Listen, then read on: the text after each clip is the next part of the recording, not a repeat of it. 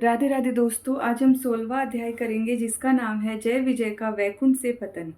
श्री ब्रह्मा जी ने कहा, देवगण, जब योगनिष्ठ सनकादि मुनियों ने इस प्रकार स्तुति की तब वैकुंठ निवास श्रीहरि ने उनकी प्रशंसा करते हुए यह कहा।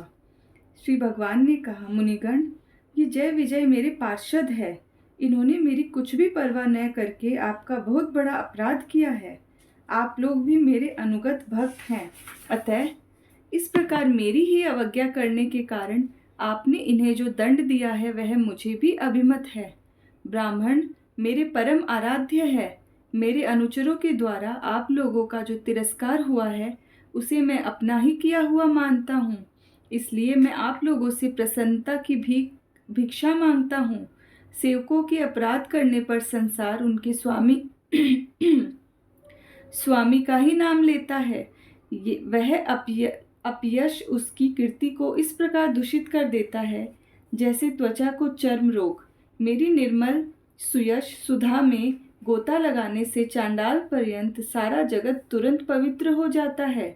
इसलिए मैं विकुंठ कहलाता हूँ, किंतु यह पवित्र कीर्ति मुझे आप लोग से ही प्राप्त हुई है। इसलिए जो कोई आपके विरुद्ध आचरण करेगा वह मेरी भुजा ही क्यों न हो, मैं उसे तुरंत काट डालूंगा। आप लोगों की सेवा करने में ही मेरी चरण रज को ऐसी पवित्रता प्राप्त हुई है कि वह सारे पापों को तत्काल नष्ट कर देती है, और मुझे ऐसा सुंदर स्वभाव मिला है कि मेरे उदासीन रहने पर भी लक्ष्मी जी मुझे एक क्षण के लिए भी नहीं छोड़ती। यद्यपि इन्हीं के लेश मात्र कृपा कटाक्ष के लिए अन्य ब्रह्मादि देवता नाना प्रकार के नियमों एवं व्रतों का पालन करते हैं। जो अपने संपूर्ण कर्म फल मुझे अर्पण कर सदा संतुष्ट रहते हैं, वे निष्काम ब्राह्मण ग्रास ग्रास पर तृप्त होते हुए घी से तरह तरह के पकवानों का जब भोजन करते हैं तब उनके मुख से मैं जैसा तृप्त होता हूँ वैसा यज्ञ में अग्नि रूप मुख से यजमानों की दी हुई आहुतियों को ग्रहण करके नहीं होता। योग माया का अखंड और असीम ऐश्वर्य मेरे अधीन है, तथा मेरी चरणोदक रूपिणी गंगा जी चंद्रमा को मस्तक पर धारण करने वाले भगवान शंकर के सहित समस्त लोकों को पवित्र करती है। ऐसा परम पवित्र एवं परमेश्वर होकर भी मैं जिनकी पवित्र चरण रज को अपने मुकुट पर धारण करता हूँ, उन ब्राह्मणों के कर्म को कौन नहीं सहन करेगा। ब्राह्मण, दूध देने वाली गौवे और अनाथ प्राणी ये मेरे ही शरीर है। पापों के द्वारा विवेक दृष्टि नष्ट हो जाने के कारण जो लोग इन्हें मुझसे भिन्न समझते हैं, उन्हें मेरे द्वारा नियुक्त यमराज के ग्रंथ जैसे दूत, जो सर्प के समान क्रोधी है, अत्यंत क्रोधित होकर अपनी चोंचों से नोचते हैं। ब्राह्मण तिरस्कार पूर्वक कटु भाषण भी करे तो भी जो उसमें मेरी भावना करके प्रसन्न चित्त से तथा अमृत भरी मुस्कान से युक्त मुख कमल से उसका आदर करते हैं, तथा जैसे रूठे हुए पिता को पुत्र और आप लोगों को मैं मनाता हूँ, उसी प्रकार जो प्रेम पूर्व वचनों से प्रार्थना करते हुए उन्हें शांत करते हैं, वे मुझे अपने वश में कर लेते हैं। मेरे इन सेवकों से मेरा अभिप्राय न समझकर ही आप लोगों का अपमान किया है। इसलिए मेरे अनुरोध से आप केवल इतनी कृपा कीजिए कि इनका यह निर्वासन काल शीघ्र ही समाप्त हो जाए। ये अपने अपराध के अनुरूप अधम गति को भोगकर शीघ्र ही मेरे पास लौट आएं। श्री ब्रह्मा जी कहते हैं, देवताओं, सनकादि मुनि क्रोध रूप सर्प से डसे हुए थे, तो भी उनका चित्त अंतःकरण को प्रकाशित करने वाली भगवान की मंत्रमयी सुमधुर वाणी सुनते सुनते तृप्त नहीं हुआ। भगवान की उक्ति बड़ी ही मनोहर और थोड़े अक्षरों वाली थी, किंतु वह इतनी अर्थपूर्ण, सार युक्त, दुर्विज्ञेय और गंभीर थी कि बहुत ध्यान देकर सुनने और विचार करने पर भी वे यह न जान सके कि भगवान क्या करना चाहते हैं। भगवान की इस अद्भुत उदारता को देखकर वे बहुत आनंदित हुए और उनका अंग अंग पुलकित हो गया। फिर योग माया के प्रभाव से अपने परम ऐश्वर्य का प्रभाव प्रकट करने वाले प्रभु से वे हाथ जोड़कर कहने लगे। मुनियों ने कहा, स्वप्रकाश भगवान, आप सर्वेश्वर होकर भी जो यह कह रहे हैं कि यह आपने मुझ पर बड़ा अनुग्रह किया, सो इससे आपका क्या अभिप्राय है, यह हम नहीं जान सके हैं। प्रभु, आप ब्राह्मणों के परम हितकारी हैं। इससे लोक शिक्षा के लिए आप भले ही ऐसा माने कि ब्राह्मण मेरे आराध्य देव है, वस्तुत तो ब्राह्मण तथा देवताओं के भी देवता ब्रह्मादि के भी आप ही आत्मा और आराध्य देव है। सनातन धर्म आपसे ही उत्पन्न हुआ है। आपके अवतारों द्वारा ही समय समय पर उसकी रक्षा होती है तथा निर्विकार स्वरूप आप ही धर्म के परम गुहा रहस्य है। यह शास्त्रों का मत है। आपकी कृपा से निवृत्ति परायण योगी जन सहज में ही मृत्यु रूप संसार सागर से पार हो जाते हैं। फिर भला दूसरा कोई आप पर क्या कृपा कर सकता है। भगवान, दूसरे अर्थार्थी जन जिनकी चरण रज को सर्वदा अपने मस्तक पर धारण करते हैं, वे लक्ष्मी जी निरंतर आपकी सेवा में लगी रहती है। सो ऐसा जान पड़ता है कि भाग्यवान भक्तजन आपके चरणों पर जो नूतन तुलसी की मालाएं अर्पण करते हैं, उन पर गुंजार करते हुए भौरों के समान वे भी आपके पाद पदों को ही अपना निवास स्थान बनाना चाहती है, किंतु अपने पवित्र चरित्रों से निरंतर सेवा में तत्पर रहने वाली उन लक्ष्मी जी का भी आप विशेष आदर नहीं करते। आप तो अपने भक्तों से ही विशेष प्रेम रखते हैं। आप स्वयं ही संपूर्ण भजनीय गुणों के आश्रय हैं। क्या जहाँ तहाँ विचरते हुए ब्राह्मणों के चरणों में लगने से पवित्र हुई मार्ग की धूलि और श्रीवत्स का चिन्ह आपको पवित्र कर सकते हैं? क्या इनसे आपकी शोभा बढ़ सकती है? भगवान, आप साक्षात धर्म स्वरूप है। आपकी सत्यादि तीनों युगों से प्रत्यक्ष रूप से विद्यमान रहते हैं तथा ब्राह्मण और देवताओं के लिए तप, शौच और दया अपने इन तीन चरणों के इस चराचर जगत की रक्षा करते हैं। अब आप अपनी शुद्ध सत्वमयी वरदायिनी मूर्ति से हमारे धर्म विरोधी रजोगुण तमोगुण को दूर कर दीजिए। देव, यह ब्राह्मण कुल आपके द्वारा अवश्य रक्षणीय है।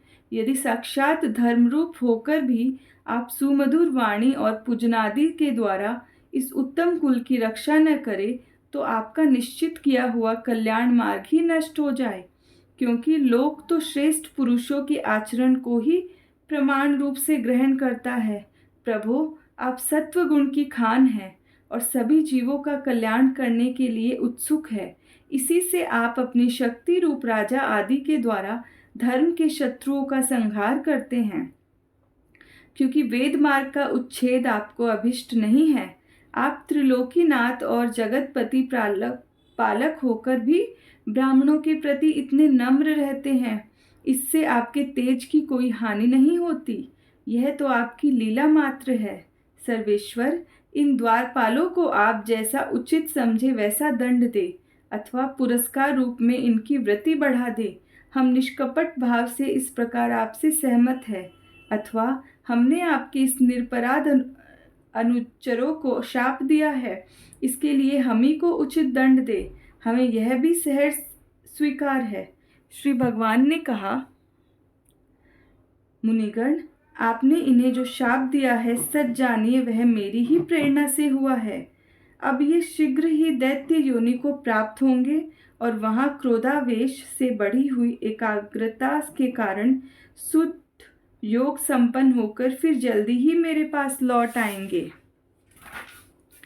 श्री ब्रह्मा जी कहते हैं, तदंतर उन मुनीश्वरों ने नयनाभिराम भगवान विष्णु और उनके स्वयं प्रकाश वैकुंठ धाम के दर्शन करके प्रभु की परिक्रमा की और उन्हें प्रणाम कर तथा उनकी आज्ञा पा भगवान के ऐश्वर्य का वर्णन करते हुए प्रमुदित हो वहां से लौट गए।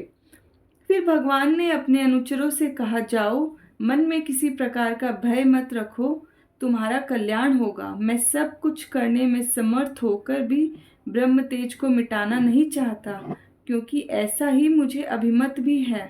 एक बार जब मैं योग निद्रा में स्थित हो गया था, तब तुमने द्वार में प्रवेश करती हुई लक्ष्मी जी को रोका था। उस समय उन्होंने क्रुद्ध होकर पहले ही तुम्हें यह शाप दे दिया था।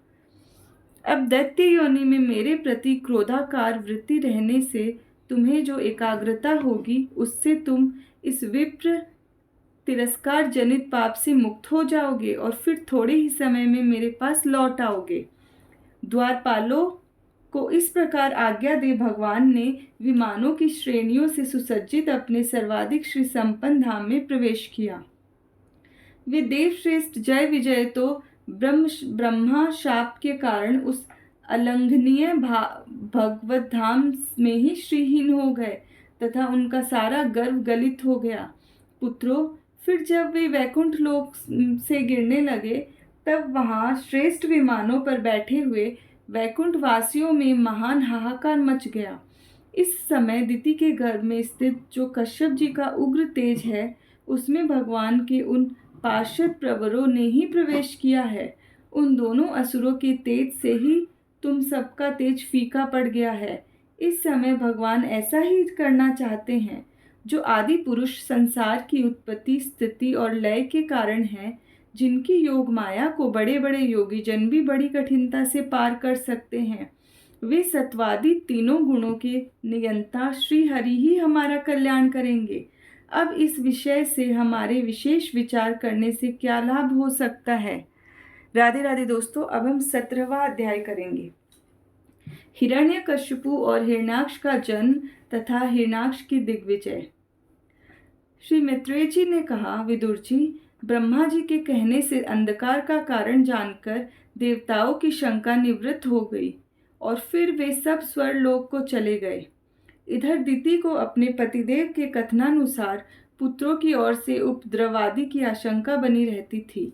इसलिए जब पूरे 100 वर्ष बीत गए तब उस साध्वी ने 2 यमज जुड़वे पुत्र उत्पन्न किए। उनके जन्म लेते समय स्वर्ग, पृथ्वी और अंतरिक्ष में अनेकों उत्पात होने लगे, जिनसे लोग अत्यंत भयभीत हो गए। जहाँ तहाँ पृथ्वी और पर्वत कांपने लगे, सब दिशाओं में दाह होने लगा, जगह जगह उल्कापात होने लगा, बिजलियां गिरने लगी और आकाश में अनिष्ट सूचक धूमकेतु दिखाई देने लगे। बार बार साएं साएं करती और बड़े बड़े वृक्षों को उखाड़ती हुई बड़ी विकट और असह वायु चलने लगी। उस समय आंधी उसकी सेना और उड़ती हुई धूल ध्वजा के समान जान पड़ती थी। बिजली जोर जोर से चमककर मानो खिलखिला रही थी। घटाओं ने ऐसा सघन रूप धारण किया कि सूर्य, चंद्र आदि ग्रहों के लुप्त हो जाने से आकाश में गहरा अंधेरा छा गया। उस समय कहीं कुछ भी दिखाई न देता था। समुद्र दुखी मनुष्य की भांति कोलाहल करने लगा। उसमें ऊंची ऊंची तरंगे उठने लगी और उसके भीतर रहने वाले जीवों में बड़ी हलचल मच गई। नदियों तथा अन्य जलाशयों में भी बड़ी खलबली मच गई और उनके कमल सूख गए। सूर्य और चंद्रमा बार बार ग्रसे जाने लगे तथा उनके चारों ओर अमंगल सूचक मंडल बैठने लगे। बिना बादलों के ही गरजने का शब्द होने लगा तथा गुफाओं में से रथ की घरघराहट का सा शब्द निकलने लगा। गांवों में गिंदड़ और उल्लुओं के भयानक शब्द के साथ ही सियारियां मुख से दहकती हुई आग उगलकर बड़ा अमंगल शब्द करने लगी।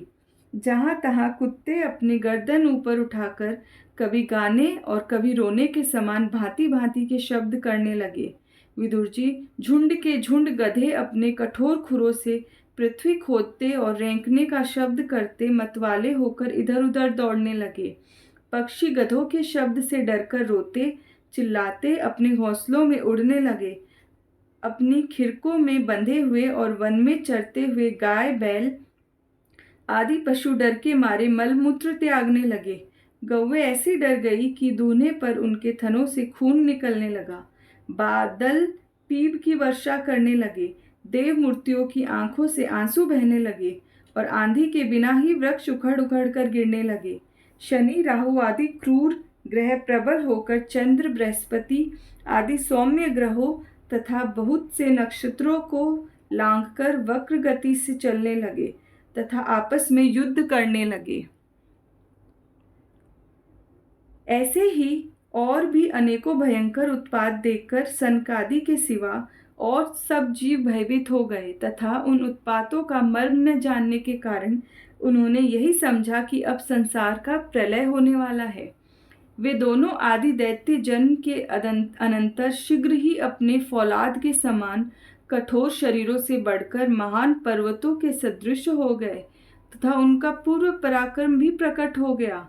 वे इतने ऊंचे थे कि उनके सुवर्णमय मुकुटों का अग्रभाग स्वर्ग को स्पर्श करता था और उनके विशाल शरीरों से सारी दिशाएं आच्छादित हो जाती थी। उनकी भुजाओं में सोने के बाजूबंद चमचमा रहे थे। पृथ्वी पर जो वे एक एक कदम रखते थे उससे भूकंप होने लगता था, और जब वे खड़े होते थे तब उनकी जगमगाती हुई चमकीली करधनी से सुशोभित कमर अपने प्रकाश से सूर्य को भी मात करती थी। वे दोनों यमज थे। प्रजापति कश्यप जी ने उनका नामकरण किया। उनमें से जो उनके वीर्य से दिति के गर्भ में पहले स्थापित हुआ था उसका नाम हिरण्यकश्यपु रखा, और जो दिति के उदर से पहले निकला वह हिरण्याक्ष के नाम से विख्यात हुआ।